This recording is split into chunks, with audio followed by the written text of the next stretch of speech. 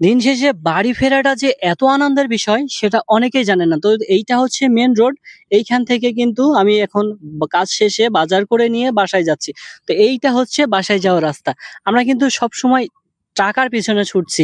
অনেকের সময় আছে, সুযোগ আছে বাসায় ফেরার, বাসায় সময় কাটানোর, কিন্তু টাকার পেছনে ছুটে বাসায় বা বাড়ি সময় দেই না। আরো টাকা লাগবে, আরো অর্থ লাগবে। তো মূলত এই পথ দিয়েই কিন্তু, এই সরু পথ দিয়ে আমার বাসায় যেতে হবে। তো আমি এখন কিছুটা বাজার করে নিলাম। বাজার করে নিয়ে এখন বাসায় যাচ্ছি।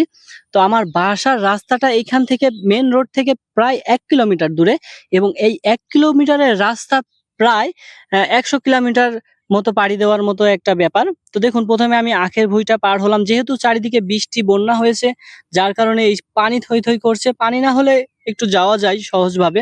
আর সন্ধ্যার পরে তো বাসায় যাওয়া একেবারে সম্ভব না। কারণ বিভিন্ন রকমের বৈচিত্র্যময় সাপপোকা এখানে দেখতে পারবেন।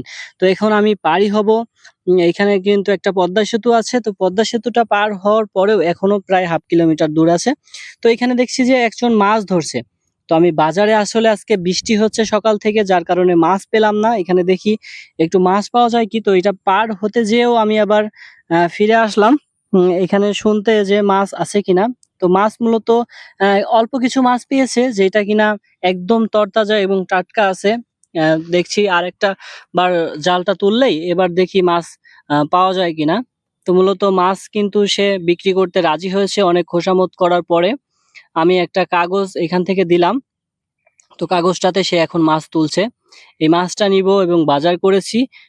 সকাল, সকাল বাসায় ফিরতে হবে। যেহেতু বিকাল গড়িয়ে গিয়েছে এবং সন্ধ্যার আগে বাসায় না ফিরলে কিন্তু কোনোভাবেই বাসায় যাওয়া আর সম্ভব না আজকে। তো মাছগুলো সে তুলছে। মাছ তোলার পরে ওই পথটা আমি পাড়ি দিব। এদিকে আরেকজনও কিন্তু মাছ ধরছে কত সুন্দর স্বাবলম্বীভাবে, কোনো ভয় ভীতি নাই। তো এইভাবেই কিন্তু গ্রামের প্রকৃতি, গ্রামের পরিবেশটা খুবই মুগ্ধ করে।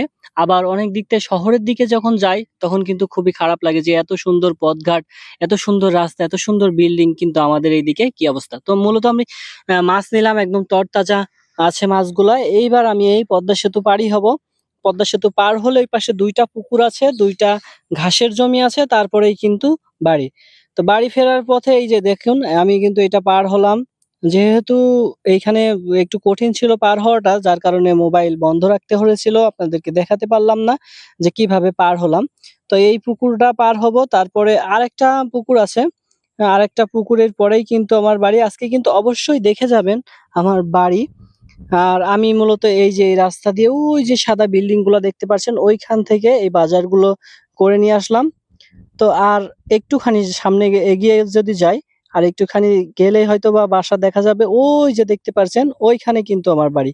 তো মূলত এই রাস্তাটা দিয়েই আসার একমাত্র পথ। আর বন্যার কারণে বা অতিরিক্ত বৃষ্টির কারণে এই পথের বেহাল অবস্থা। দেখতে পাচ্ছেন? ওই যে ওইখান থেকে কিন্তু আমি বাসার দিকে রওনা হলাম। তো আরেকটু যাবো।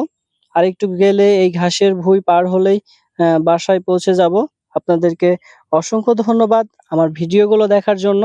তো আপনারা যারা ইলেকট্রিক এবং পানির লাইনের কাজ করাতে যাচ্ছেন, তারা কিন্তু আমাদের ফেসবুক পেজে যোগাযোগ করতে পারেন। আমাদের ওখানে নাম্বার, নাম, ঠিকানা দেওয়া আছে। আমরা কিন্তু সুদক্ষভাবে ইলেকট্রিক এবং পানির লাইনের কাজগুলা করে থাকি।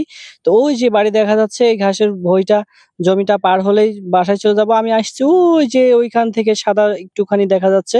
ওইখান থেকে এতদূর পথ পাড়ি হয়ে কিন্তু বাসায় আসলাম। তারপরেও বাসায় আসতে হয়। আর মানুষ অনেকেই আছে যারা বাসার কাছে থাকে কিন্তু বাসা ভাড়া নিয়ে টাকার পেছনে ছুটছে, বাসায় আসার সময় হয় না। চলে আসলাম আমি আমার